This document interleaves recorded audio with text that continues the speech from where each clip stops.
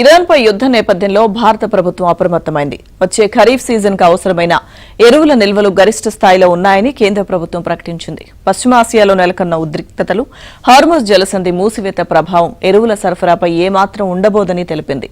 ఎరువుల విషయంలో రైతులు ఆందోళన చెందాల్సిన అవసరం లేదని భరోసా ఇచ్చింది. ఈ మేరకు వివిధ ఎరువుల నిల్వల వివరాలను కేంద్ర ఎరువుల మంత్రిత్వ శాఖ వెల్లడించింది. మొత్తం ఎరువులన్నీ కలిపి ప్రస్తుతం 177.31 లక్షల టన్నుల నిల్వ ఉందని తెలిపింది. రైతులే తమ ప్రభుత్వ ప్రథమ ప్రాధాన్యమని ఎరువుల మంత్రిత్వ శాఖ స్పష్టం చేసింది.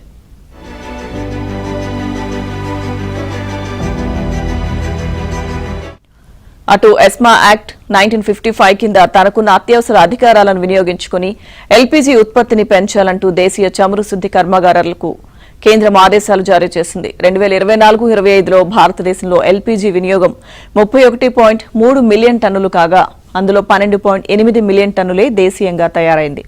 ప్రభుత్వ, ప్రైవేట్ రంగ రిఫైనరీలు అన్నింటినీ కూడా గరిష్టంగా ఎల్పీజీ ఉత్పత్తి చేయాలని, ప్రోపేన్, బ్యూటేన్ స్ట్రీమ్స్ ను తప్పనిసరిగా ఎల్పీజీ తయారీకి ఉపయోగించాలని, ఇతర అనుబంధ ఉత్పత్తుల తయారీకి వినియోగించవద్దు, ఇతర అవసరాలకు మళ్లించవద్దని చమురు మంత్రిత్వ శాఖ తన ఆదేశాల్లో స్పష్టం చేసింది.